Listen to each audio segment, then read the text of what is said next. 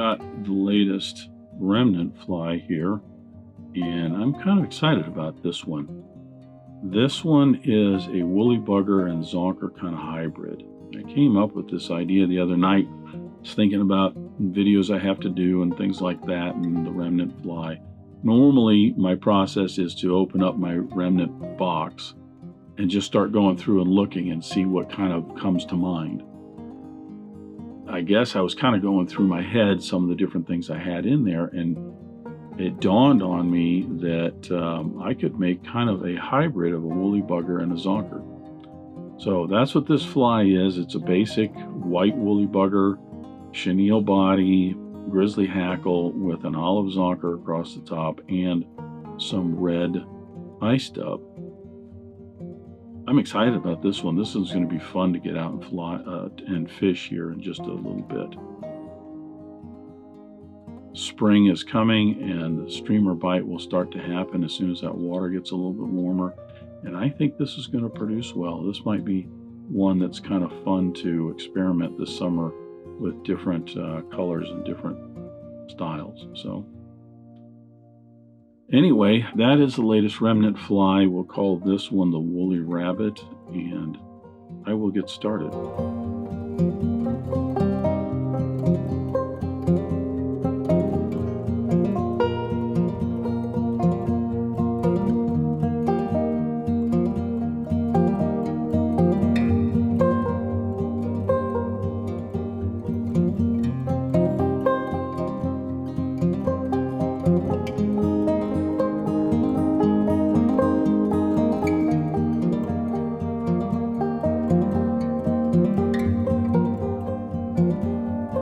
Start the Remnant fly by placing my hook in the vise. This is a 96, I'm going to say 75.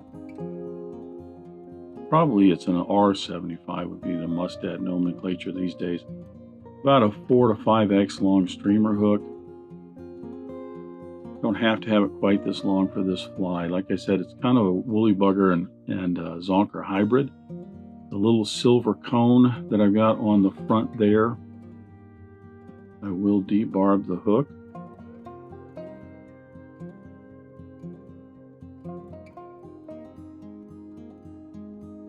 Thread I'm going to start out with a Danville 6/0 in white. And this is just because the underlying woolly bugger is going to be white. You don't have to do this because if you've ever tied woolly buggers, they pretty much cover everything up, but this just helps in making certain I don't have any dark spots that are showing up. I'm gonna, with my cone on there, I'm gonna tie in first. Woolly bugger is a Marabou. Got a nice white Marabou here, and I'm gonna tie this in so that the tail is about a hook length long.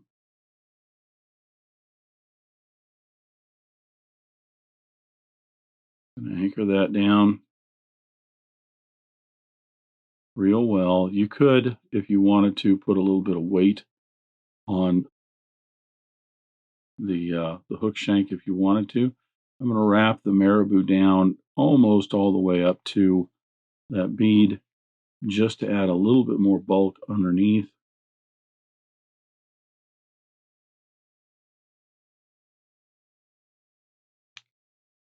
Then wrap all of that down.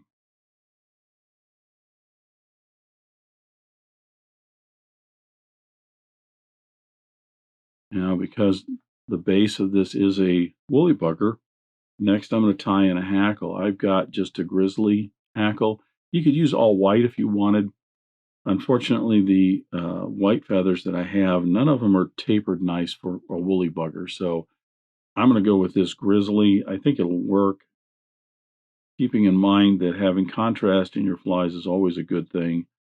So I think having a little bit of contrast with the black and white and subsequent olive is going to be beneficial for this Remnant fly. I tie that in. Make certain I get that tied down nice and secure. Bring my thread all the way back. Now I'm going to tie in the body material. You could use a dubbing if you want for this, or a yarn or something. I'm just going to use some white chenille, and I'm hoping that this piece is long enough. It's about a medium chenille, maybe a large. For this size hook, I want a nice body, but keep in mind that Marabou is also going to help to present a nice underbody and fatten this up a little bit. And advance my thread right up to the cone, like that, and I'll start to apply the chenille. All of this is standard woolly bugger stuff. You know, if you've never tied a woolly bugger, there's tons of videos out there on tying woolly buggers. So all of this so far is just standard, like I said, woolly bugger stuff. And it looks like I'm going to have enough chenille. Close.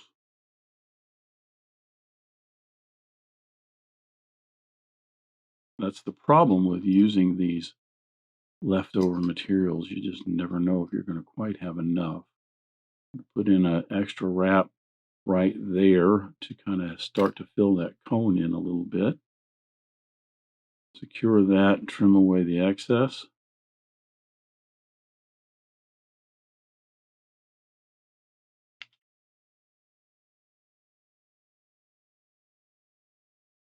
Now I'm going to apply the hackle.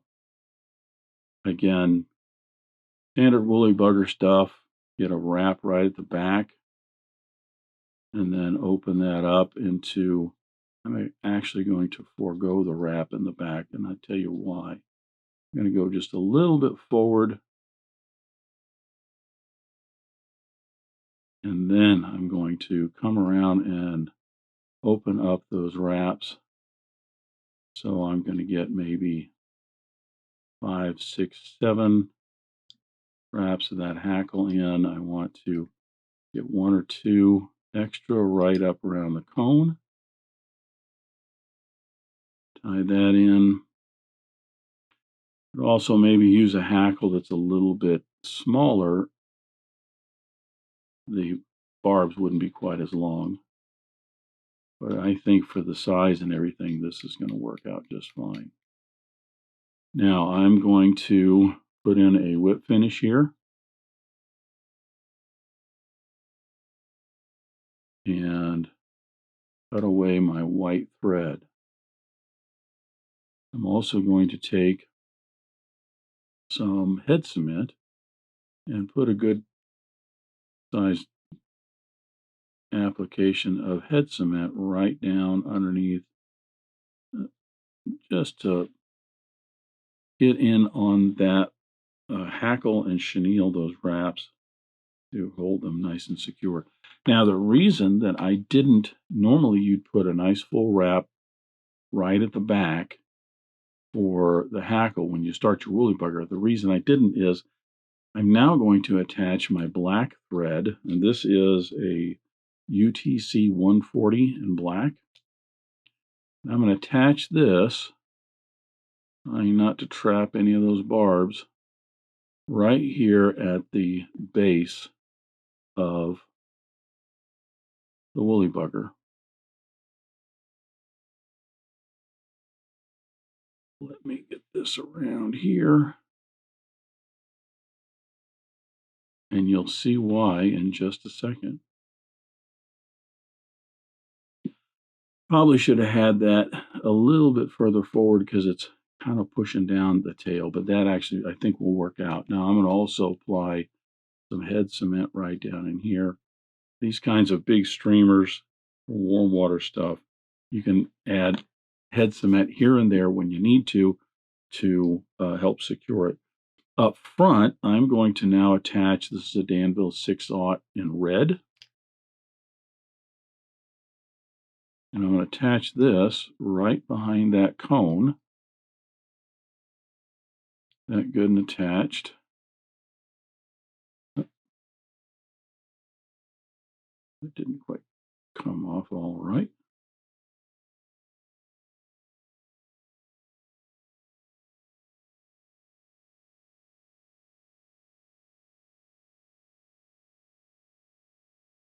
And the reason is, remember I mentioned this is going to be kind of a woolly bugger and a zonker hybrid, going for a green or an emerald shiner kind of fly.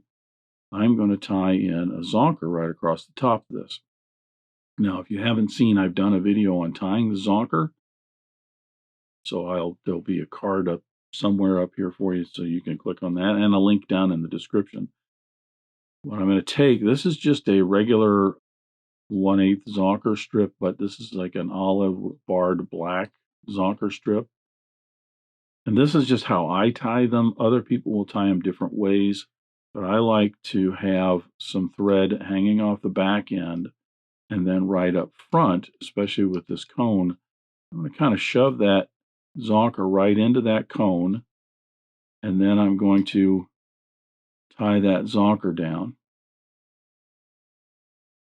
What that's going to do for me is it's going to start to stabilize that cone a little bit.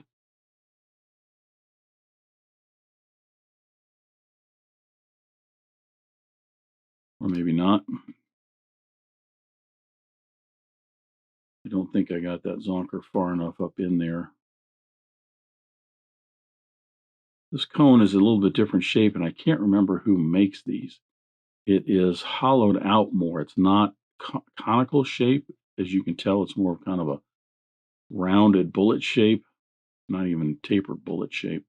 But the back side of it is also much more open because it is more hollow in the back. I imagine it doesn't have quite as much weight, but you could use a regular cone. I was actually looking for a bead for this, but I did not have a bead the right size for this hook. Yeah, see, I didn't get that Zonker in there well enough. So we'll try that again. Take that Zonker, and I'm going to actually kind of shove it right down in there.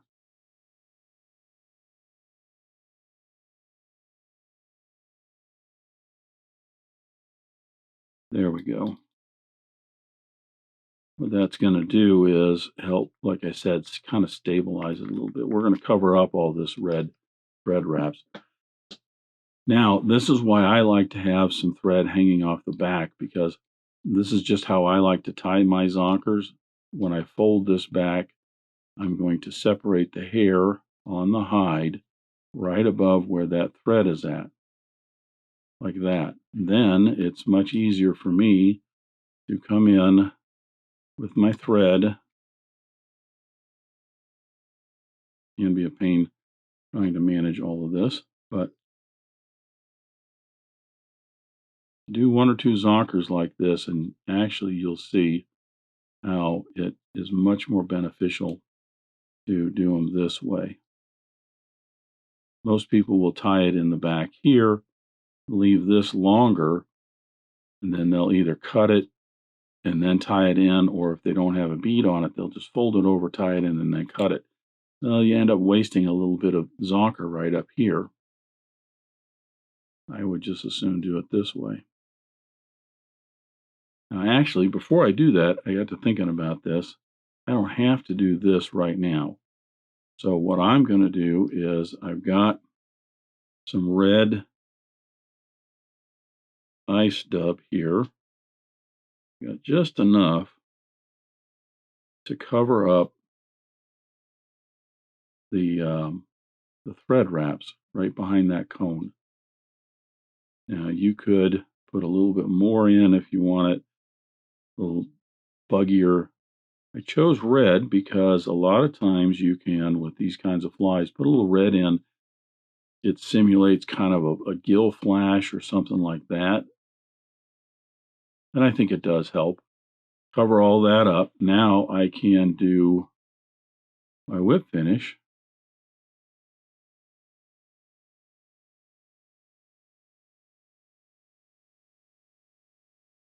And I generally would rather cut my thread off.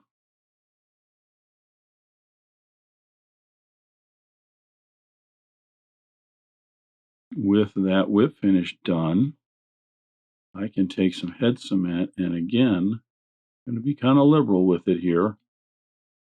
As you can see all around, I'm wanting to get some of that head cement down in there to soak in and really kind of hold it all together.